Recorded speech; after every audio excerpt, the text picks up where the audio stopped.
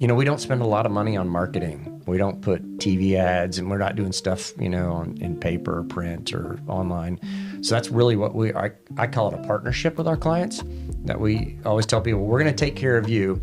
And in the same vein, if there's people that you think we need to talk to, open the door for us and we'll see what happens. Let it happen naturally. And then I always joke, I tell people, if it's somebody you don't want to spend time with, do not introduce us, because that just takes away from us from serving really nice people. Dan, thank you so much for joining us today. Dan Michalk, and you're with Waterway Wealth. And for those that don't know anything about Waterway Wealth, what services does Waterway Wealth offer? Comprehensive financial planning and investment management for clients. We, I'd say, specialize in higher net worth individuals that have a little more complicated situation. And our core belief is that if we get to know somebody really well, we can help them with any technical issue. So very relationship centric. And you went to school. You actually were an engineer, right? That's what your graduate, bachelor's in engineering is what you ended up with? Correct. Mechanical engineering at A&M. But something happened, and we talked about this briefly last time we visited, about a relationship that you had that took you on a different path. Yeah, so I was in a chemical plant in Beaumont, and it's actually 30 years ago this year. And I knew right away after being there a little over a year that I couldn't do it for another 40 years and retire. And it was interesting to learn about the process, but I knew I needed to do something else. So I remember telling my wife I needed to change, and she was very puzzled because, we had a new baby at the time. Just bought a house, all the things you're supposed to do. And I just said, I'm miserable. I can't do this anymore. And I happened to cross paths with a gentleman that was a chemical engineer. And he actually knew my dad and said, hey, you ought to try this before. I was thinking about going back to law school. I'd taken the LSAT, and I thought about going back to medical school. And he said, well, before you take 6 or 7 years and do the medical school route, or maybe even law school, give it a try. And I think this will work, because it worked for me. I think it'll work for you. And so he convinced me to leave a salaried job and take a 100% commission job, knowing nothing about financial services. I always had an interest in finance, but I didn't take any other classes other than engineering and some of the basic economics and finance classes that were required. So it's been a wild ride. And I shared with you before, but Don passed away last year. It was a sad thing, but one of those things that he gave back and poured into me, more than I believed in myself, which was one of those things. I think the more, since he's gone, the more I realized there were times where I would call him just randomly out of the blue. And he just always gave me great advice, and always had more confidence in my abilities than I ever had in myself. Wow. So that's so important to have someone that believes in you like that can, alter your future as he did for you. And this is a path that, probably wouldn't have happened unless you had crossed paths with Don, right? I would not be here today in the position that we're in. And it altered my professional career. I'd say my family's life. I was miserable in 2 years of engineering, and I just knew I needed to do something else. And, I love what I'm doing right now. And to think I may have missed out on that and been in a kind of a grind for 40 years in an occupation I hated. The contrast of those two is just so far. I'm very grateful for him and that nudge, because it's great that we can impact people and make a difference in the world today. Well, let's step back for a second and talk about, you mentioned your wife and you're expecting that first child, or you had one child at the time. You have 3 sons, correct? Correct. So tell me about your family. So oldest, Tyler, he was a finance major, went to Oklahoma State, and he's married, and he and his wife are expecting their first. So congrats. We'll be grandparents in April. So super excited about that. And it's a girl. So my wife is very happy about that. And then next son, Hunter, is a computer science major. He's up in the Dallas area, works for a defense contractor. And then my youngest just graduated from Baylor, accounting major, and he is working and just started second week of work here in Houston. So all 3 of them are kind of grown and kind of setting their own course right now. So different chapter of life for sure, being able to kind of do what we want to do for a change. Yeah. After that grandbaby comes, are they going to be staying in Dallas, or do they have plans to move anywhere? So Tyler's actually here in Houston. He's down in the Heights. I misunderstood that. Okay. But they're planning on being here both of them are happy with the area. Plus, Katie's family is also here in Oak Ridge area, so everybody's close. So we'll be able to help them out if needed. An hour away, it's not too far. What are you looking forward to as far as being a grandparent? Having a girl, I don't really know the the drill because we had boys, and I think my son's a little paranoid about it because he was thinking, well, if it's a boy, I can coach, I can do those things, I know how to do that, but I think he's a little scared about it. But one of the things I stole from a client of ours, the idea was that he helped every one of his grandkids learn how to ski. So they have a place in Colorado, and we're fortunate to have one there as well. And that's the thing I've taught all my kids how to ski or snowboard. And so I'd love to be able to do that. And as they get older, be able to share that with grandkids, be able to teach them how to ski or snowboard. Oh, how exciting. That's probably my favorite thing to do in the world. Did they have any names picked out for her? It's Ellie Jane. Beautiful. Yeah. Beautiful. I know you guys have to be just excited, ecstatic. It's coming in 3 months, so it'll be here quick. Oh, yeah. Well, 2024, here we are. And I thought 24, we'd ease into it, but it just, for us, the floodgates is open. How about for you? Same. It feels like we've already been in here, a couple of months. It just seems like you turn the page and everything just ramped right back up. So, yeah, a lot of activity, a lot of people looking for help. So it's been a good year. We're hiring a few new people coming on board, one starting next week, one starting next month. So continuing to add new team members. So that's fun. It's fun to grow, and it's fun to help people. Yeah, exciting times. Yeah. Well, I have 3 kids, and I know you're active at the Methodist Church. Yes. I think I read that somewhere. Mm-hmm. So, man of faith, how important has your faith been throughout your life? Oh, it's been huge. It's just something to go back to in the middle of volatile times. I think, we saw, I think of my career, the biggest times are, 2002 was a market event. 2008 was another one. And then 2020 with COVID. And I think, when you're running a business and the world says, we're just going to stop and shut everything down, you think about team members, you think about clients and what to do. And so I think that faith is just a rock to go back to in the midst of volatile times. So yeah, I couldn't have done it without that for sure. Huge part of my life. And my wife and I both share that same belief that you just got to do what's right and take care of others, and things will work out. But definitely the faith is kind of that cornerstone of what we do as a family unit. Yeah. Well, we had a chance to make some videos for Children's Safe Harbor, and I noticed that you were a supporter of them as well. How did that connection happen? Yeah, so that's a long-standing connection. So when we moved from Beaumont back to this area, when I was starting a new career, my wife was a prosecutor there, and she became a prosecutor here, and she asked about where the Children's Advocacy Center was, and people in Montgomery County said, well, we don't have one. And so because she asked the question, she got put on the nominating committee to hire someone to start one. So when they interviewed people, Victoria Constance came through, and Lisa knew right away that was the right fit. And so she was on the original group that helped create Safe Harbor and hire Victoria Constance. So we've been involved since the beginning.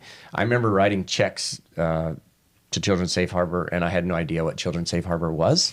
When we first got married and we moved back over here, I'm like, okay, well, we'll support them. I have no idea what they do. But over time, I got to know Victoria and the organization. And they're just phenomenal people. And it's just amazing how many kids' lives that they touched. Because early on, they would see, 5 cases a month or 10 cases a month. And I think last year they were averaging over 100 cases a month over the last 20 some odd years. Wow. I think 25. Last year was 25-year anniversary. So huge, support to the community and kids that have been abused or neglected. Yeah, they're doing amazing work. Yeah, phenomenal. Well, you mentioned 25th anniversary for them. You also celebrated your 25th anniversary. Is that right? Was it 20th or 25th back in 2022? For Waterway Wealth Management. So we celebrated 10 years in 22. I saw it on the bottom of your email signature, and I couldn't remember that number because it was beautiful. I was captivated. That's a really good signature right there. So I'm sorry, 10 years. Yep. So 10 years ago you started. Did you originally begin in the Woodlands area? So no, I was downtown with a partner of mine with a firm called Heritage Wealth Management, and we had separated from a big insurance-based financial service company in 2002. So been independent over 20 years, but moved to the Woodlands, moved the office to the Woodlands in 2012. So most of my clients were here. With 3 boys, I was coaching a lot of sports, baseball, football, that type of stuff, and I needed to be closer. I saw the window was closing as the kids were getting older. And, once they get in high school, you don't really participate in the coaching anymore. And so I just felt like I needed to be close. And the partnership there had gone well, but it was kind of time to make a change. So, yeah, I moved up here in 2012, and kind of the rest is history after that. I should have moved probably earlier. I had to do it all over because it was life-changing from a commute perspective. I was about 48 miles one way commuting to the Galleria. Wow. I did that for 10 years. Wow. Yeah. Well, so when did you originally move to the area? 94. Okay. So, yeah, 30 years ago. So that was a completely different Woodlands in 94, wasn't it? It was so different. I was just thinking about, as I was driving over here, we rented a house on Maple Branch right here, less than a mile away from where we are. And just thinking about, kids at, Tyler, we had one child at the time. Lisa was working at the DA's office. And so just how things have changed over that period of time. The mall had just been built in, the year before.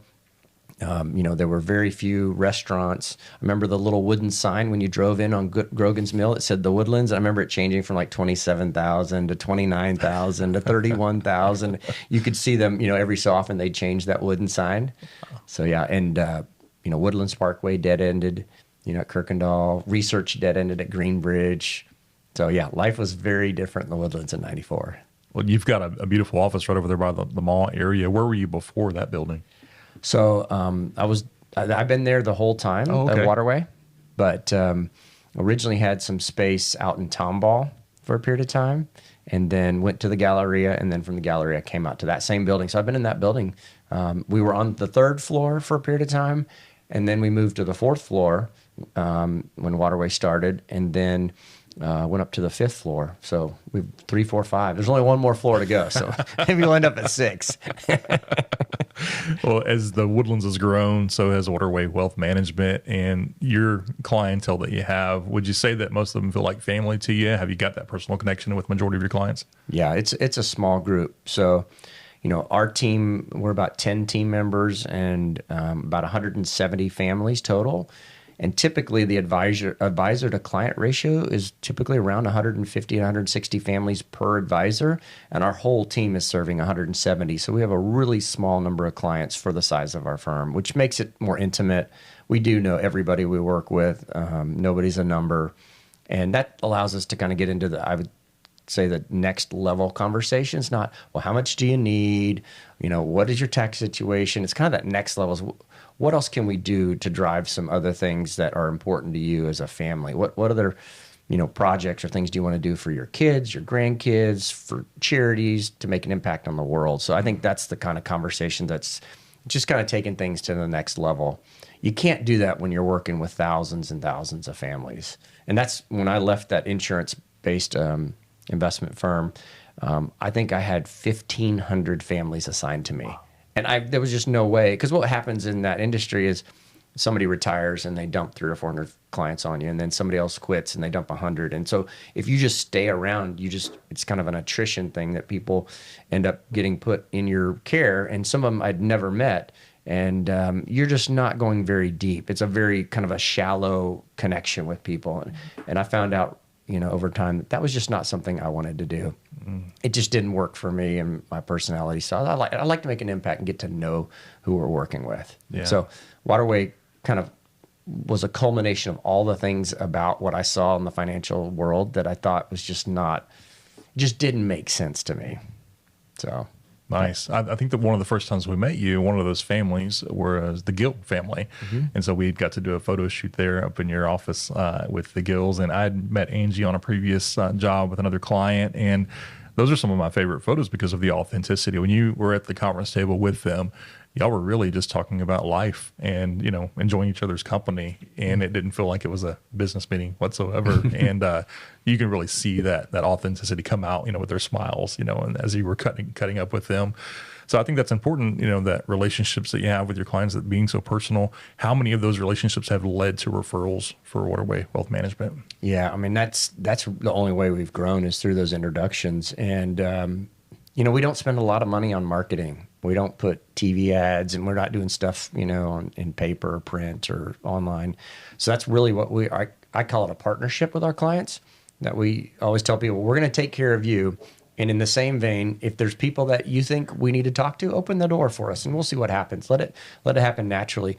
And then I always joke, I tell people, if it's somebody you don't want to spend time with, do not introduce us, because that just takes away from us from serving really nice people. And so it is definitely a partnership with our clients. And, we ask them to look out for us just like we're looking out for them. So that's the only way we're growing, is through those introductions. That's good stuff.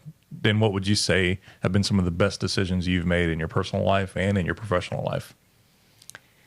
I was thinking about that when you asked me to come on, and I think personal life, I would say, I look back and I met my wife one summer when I was in Houston, and probably us getting married, I still look back on that and go, I don't know what she was thinking.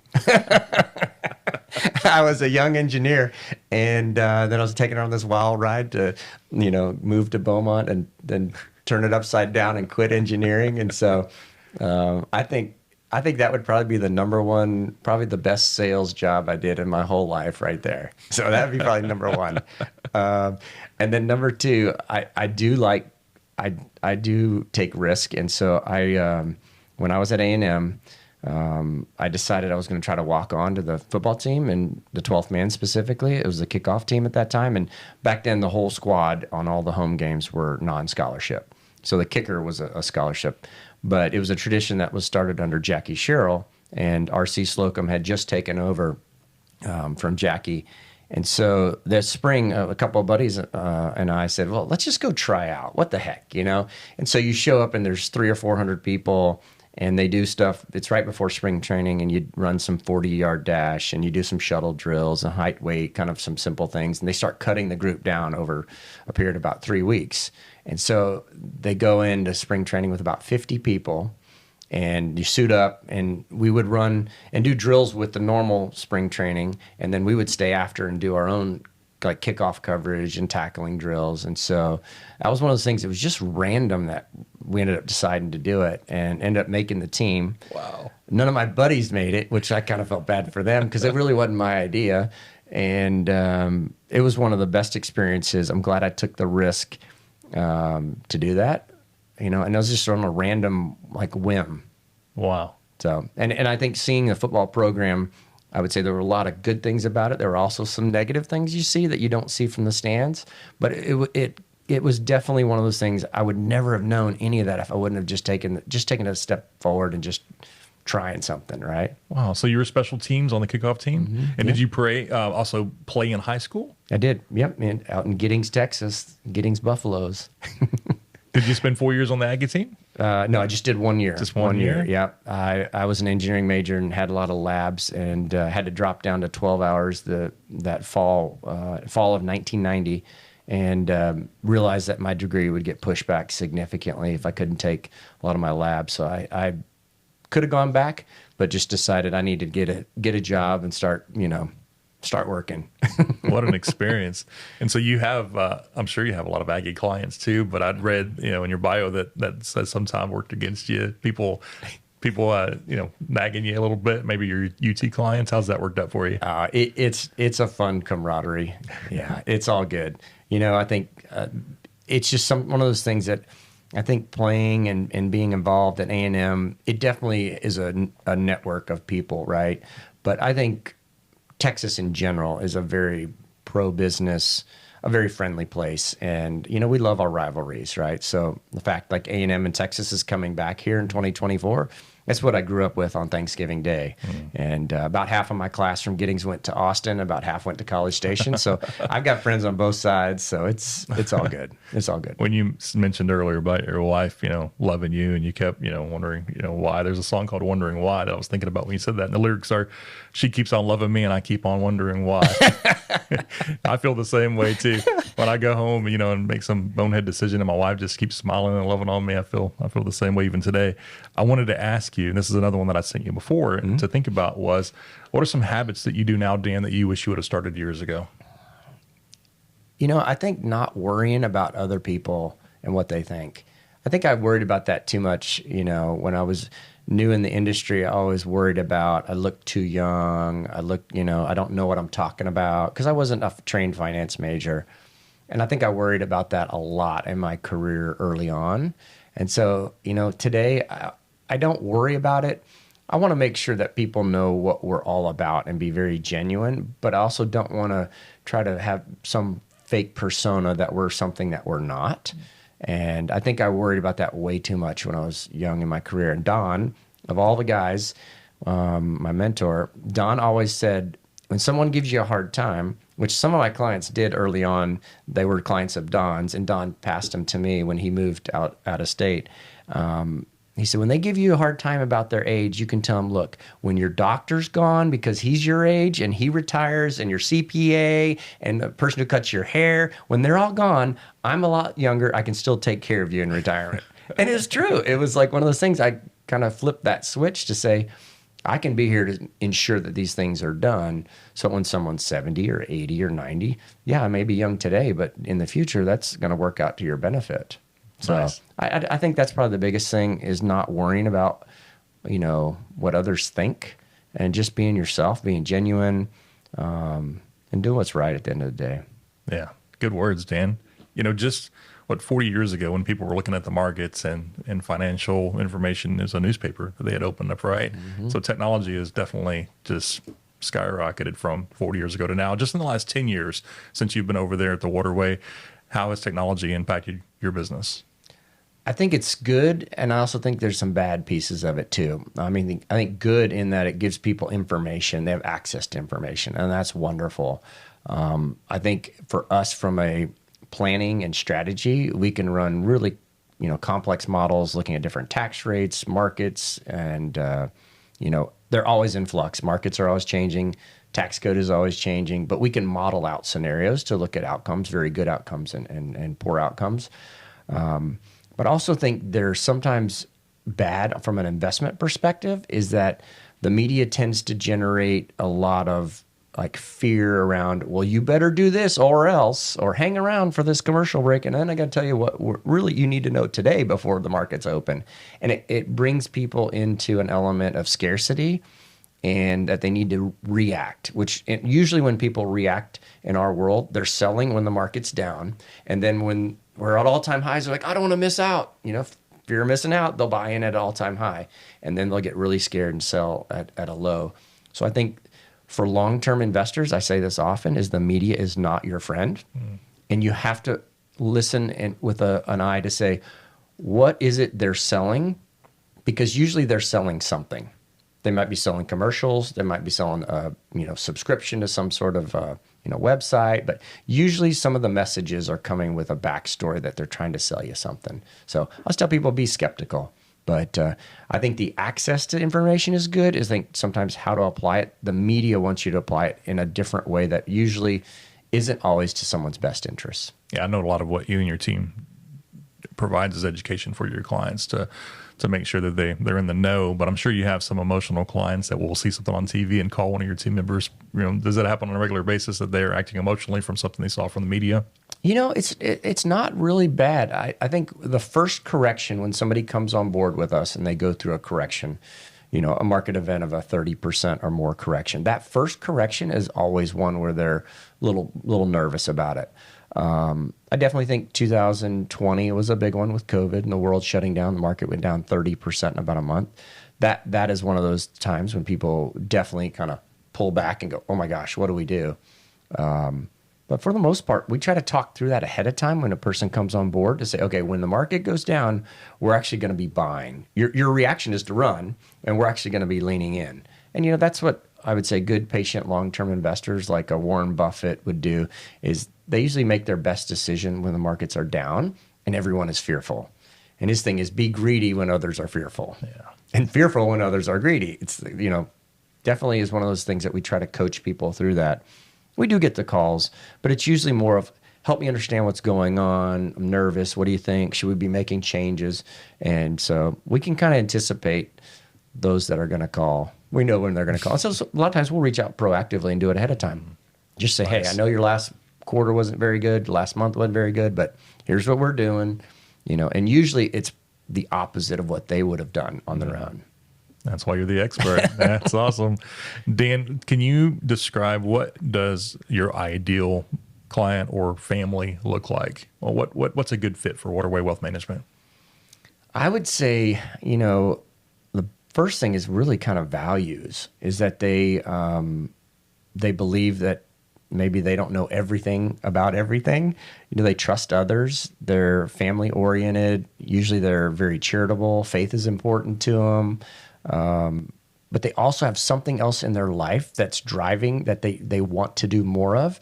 And so one of the terms we use, most people use the retirement definition, which is, it's an old accounting term, right? That when something's obsolete and worthless, you put it out to pasture. And so the term we use is refocus, is when people get to that point and they want to refocus and say, well, I was focusing on my career, but now I want to refocus on my family, my grandkids, charity, whatever it might be. That for us is really fun because it's an intentional conversation that leads to, well, why are you doing that? But similar to Simon Sinek, is kind of understanding them, who they are at their core and what's driving them. And we end up seeing people who are very focused. Not that focusing on money is bad, but I've seen people transition to, it's all about getting to a dollar number, then be able to transition to, I've got plenty, but now what can I do with this for others for good in the future? And that part of it has just been very rewarding to see. And I think if you have thousands of clients, you can't have those kind of conversations. So that's fun stuff for us. That's where we like to get to. And not everybody gets to that point, right? Mm-hmm. But I'd say number one is, very similar values. They respect people. They respect other people's opinion. And I would say in the financial world, we always provide, here's a potential outcome of this decision. And it's always the client's decision. It's always their money. It's not our decision, but we always give them arguments for things. And at the end of the day, we're going to respect their decision. And so we like to have that mutual respect for each other, that we just treat each other nice. That's kind of the first piece of it.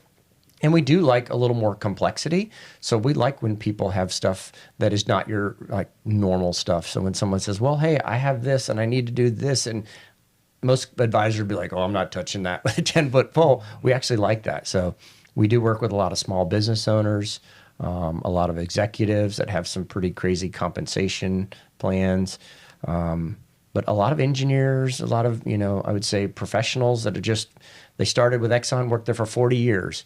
And that's probably the dominant groups, I would say, that we work with. But I think it goes back to, they have to be the right fit from a personality perspective. Not everybody's a good fit for us, but that's what we find out when we first get to meet people, get to know them. I love it. I love that you're not afraid of a challenge, that you and your team, embrace that, and you look forward to that and solving those hurdles for your customers. And you mentioning, the Simon Sinek, and finding out their why. Mm-hmm. Such a refreshing approach that you're taking, that of not just going for this dollar amount, but what do you really want to do? I love that is your focus on that. And with us in storytelling, and that book was very instrumental of finding out our clients' why as well. What are they trying to achieve with this video or with this media that we're producing for them? So there's got to be just countless stories of the gratification that you've been able to see a plan executed and someone to have the peace of mind to be able to now retire and achieve their why. Can you give us some examples of some of those success stories that you had that were maybe challenged in the beginning, but turned out with a beautiful ending? Mm-hmm. Yeah, we've helped. I would say the most rewarding is usually business owners.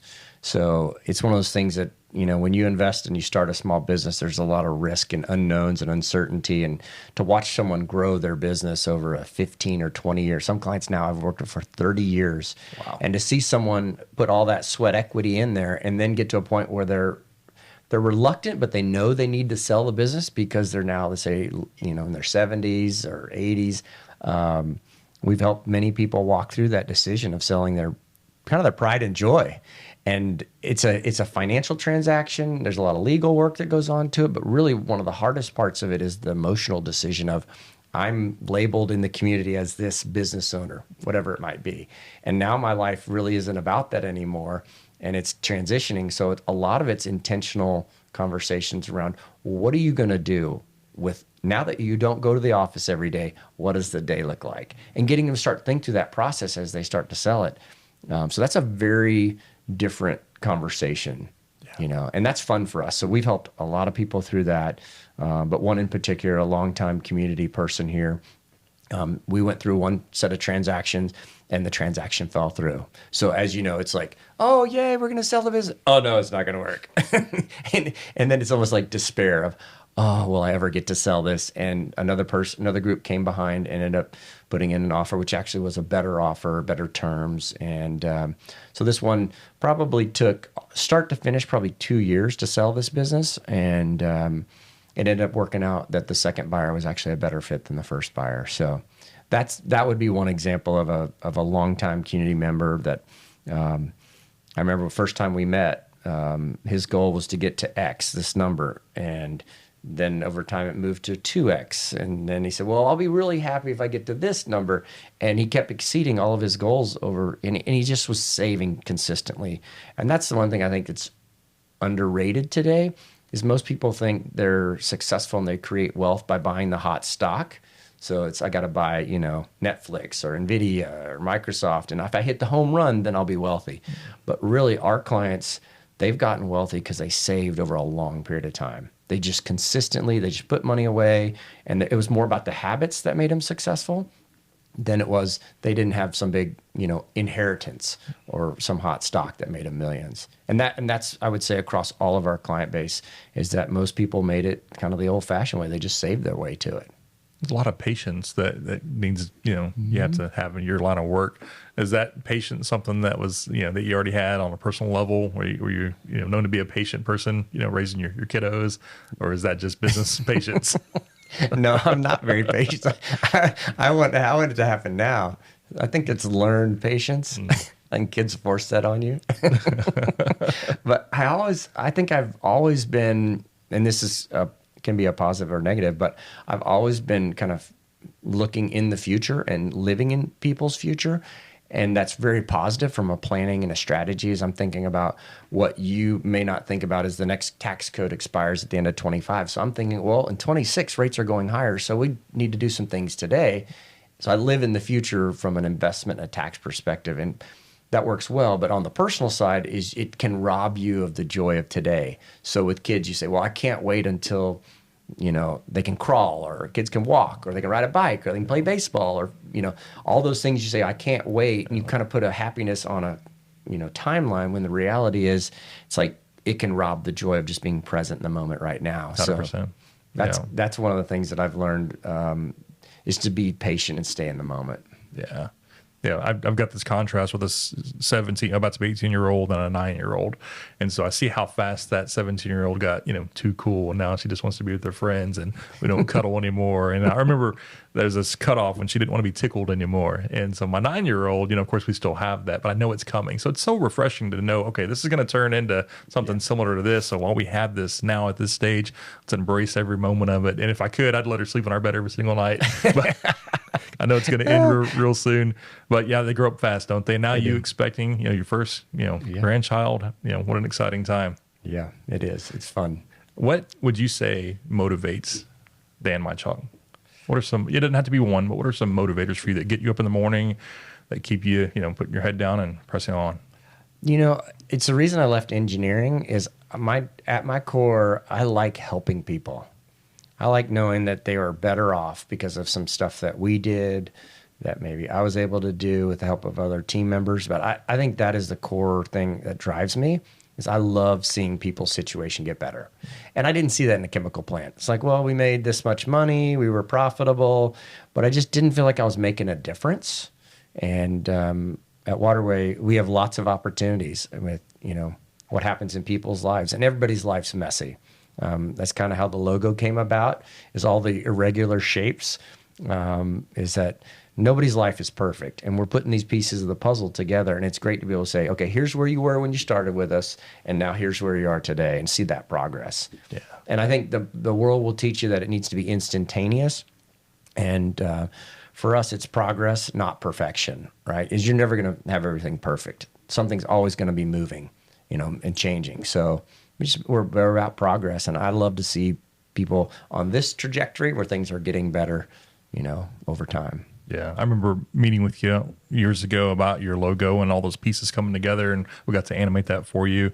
And I really that I've never been able to forget that, of how you were able to combine that over, and it makes sense. You put it together, the pieces make sense. When you're what you offer clients is, I'm sure they're not professionals in that field. They trust your expertise, and they can have that peace of mind of resting and knowing that, okay, they've got it. I trust them, and you've built a team that has the same vision and same goals in mind as you do. And I know one of those that I got to meet the first time was Yvonne. And so I just kind of, as you grow and your team continues to build, tell me about Yvonne and how she came to be part of your team, and what attributes does she, contribute to the team?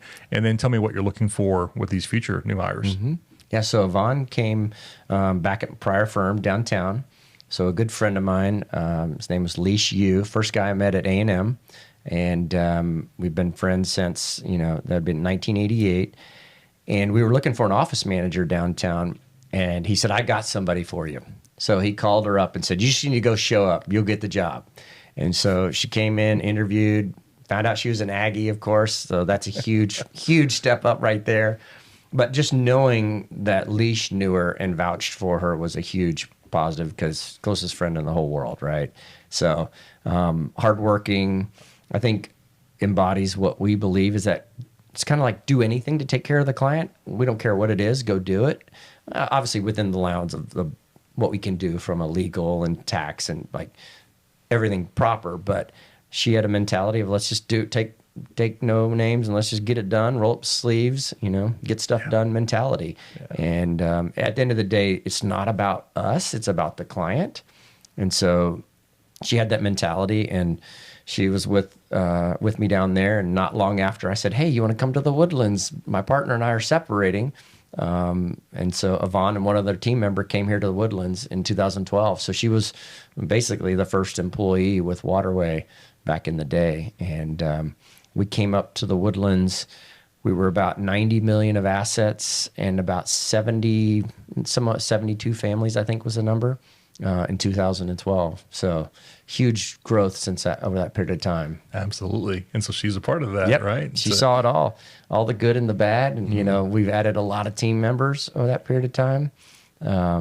Today, as we speak, we're about 580 million of assets. So it grew from 90 million to almost 600 million of assets over that 11-year period of time.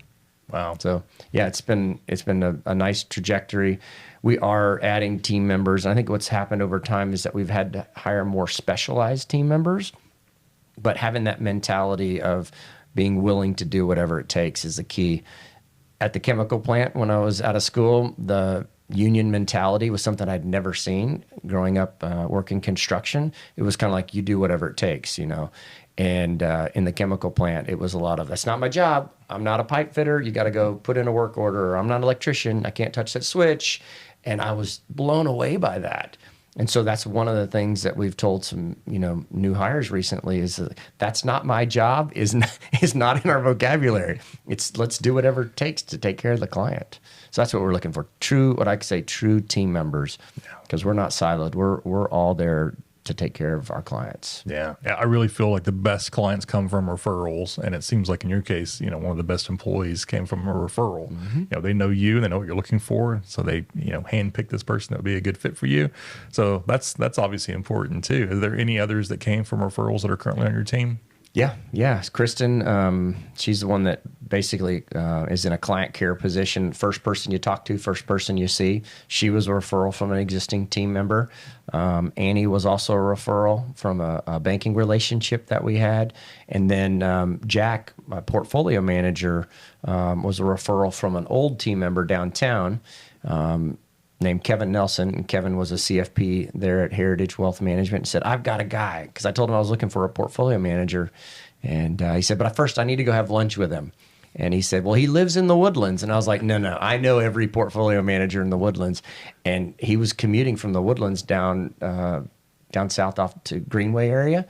And Kevin called me back a week later and said he wants to talk. And so Jack was also a referral. So yeah, a lot of our team members that are on board today are referrals. We have to talk about it because it's the obvious right here on the table. Are you an Astros fan? Absolutely. Right after the Aggies. So two games you don't miss would be Aggie and Astros games. Yeah, I love the Astros games. When I was downtown, we had season tickets, so we went to the World Series games against the White Sox. So that was a rough World Series. So it was a long gap between then and winning it.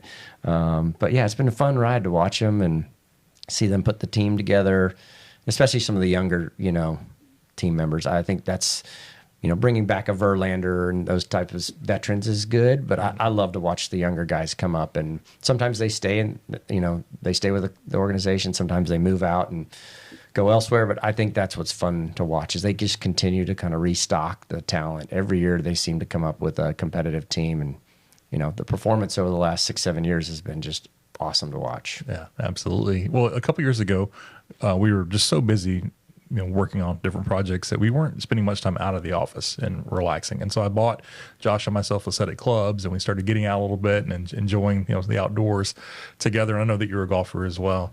So is that something that's relaxing for you, or is golfing stressful for you?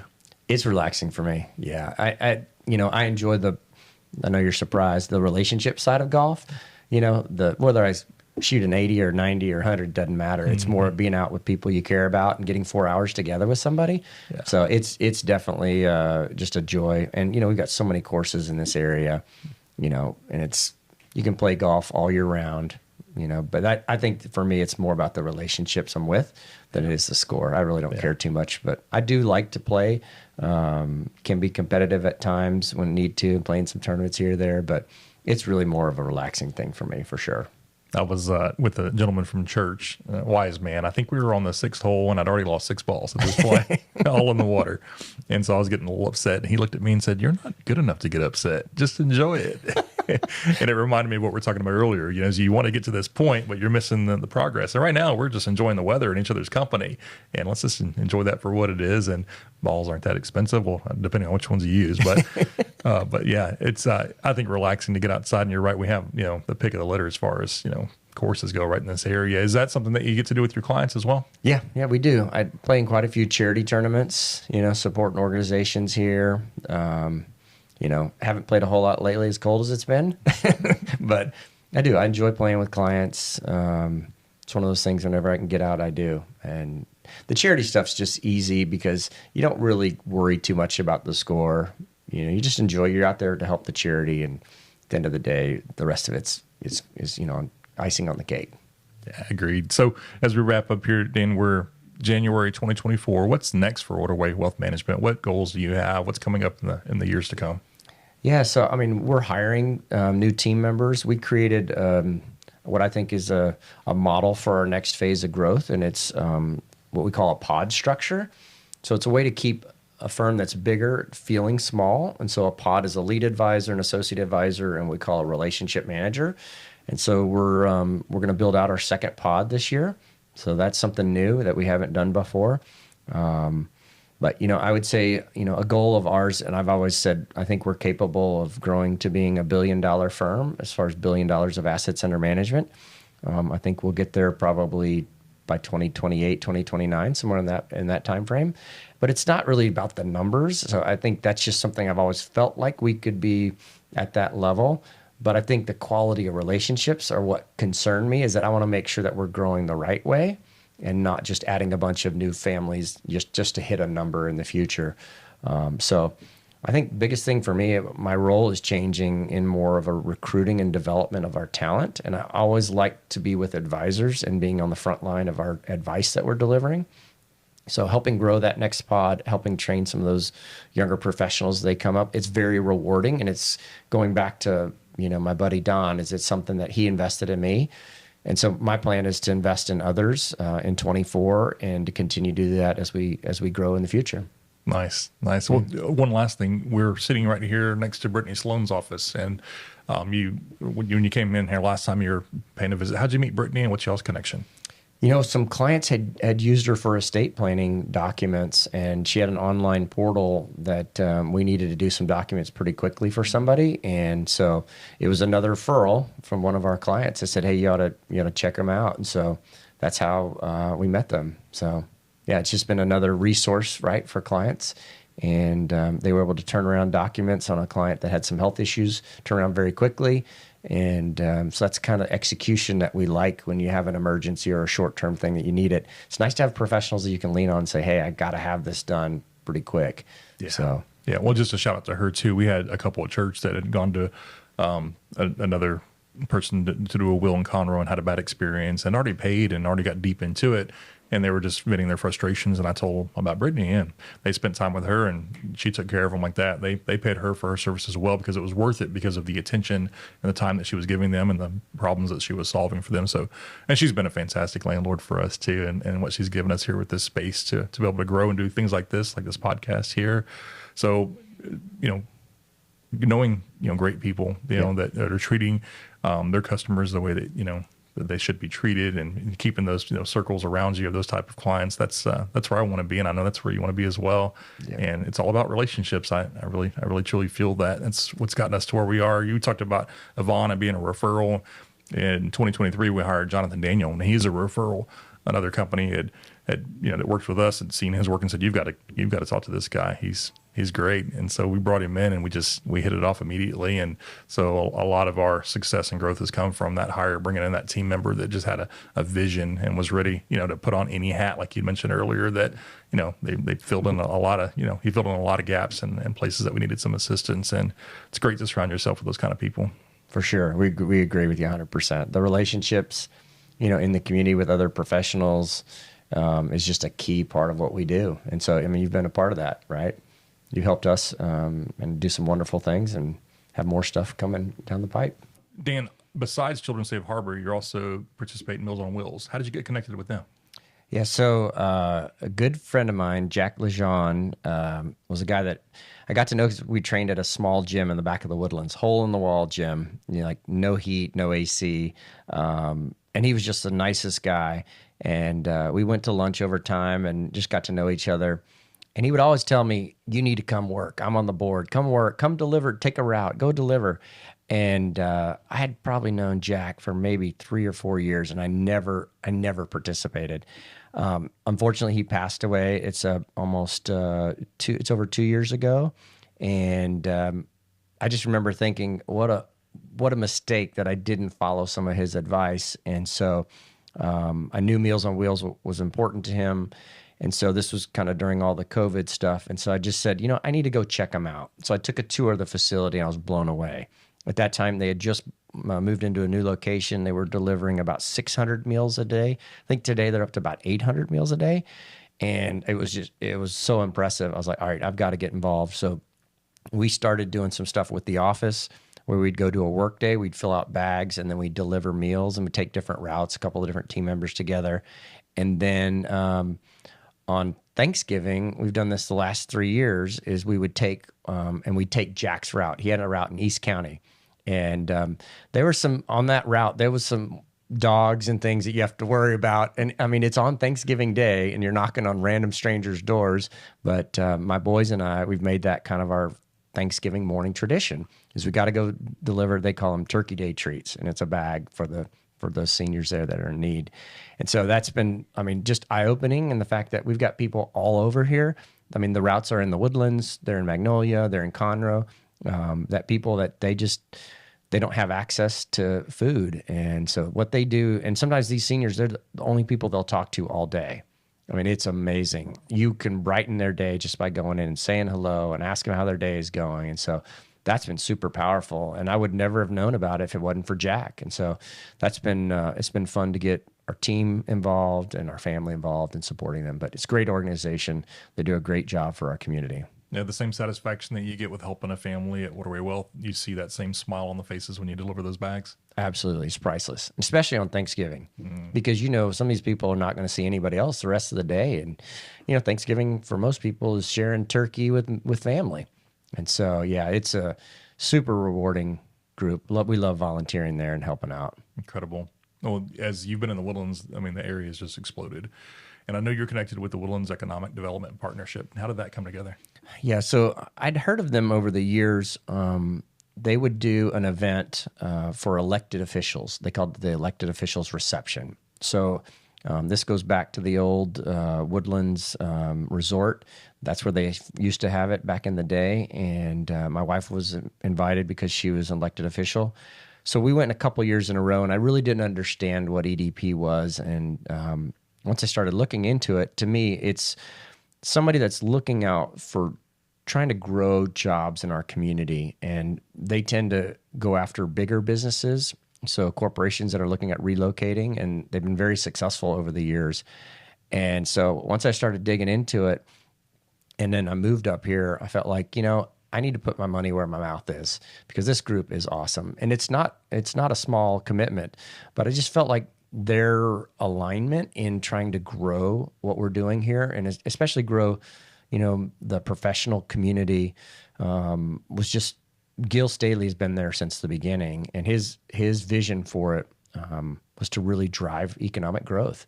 And they were doing it, and I love the activities that they would do to try to bring in companies. And so I said, I need to be a part of this. So I think we've been a member for 4 years now, and I just recently joined the board last year. So I was treasurer, now I'm secretary, and we'll go all the way up to, past chairman. So it's basically a 5-year commitment.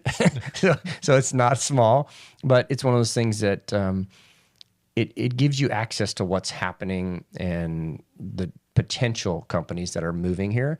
And, we're growing leaps and bounds with companies that are coming from California, a lot of groups in the Northeast, New York, a lot of Chicago area groups. And lately it's the bioscience area. So San Francisco, seen a lot of interest from companies there. And that's fun to know kind of what's happening. And not all the projects come, but they always let us know, here's some of the proposals we're putting out to companies that they don't even know who the companies are, but they're requesting, we need this much office space, this much manufacturing. One of the most recently just happened last year was Celipont. It's a big life sciences company that moved here from California, that's the old vision of research forests from George Mitchell, right?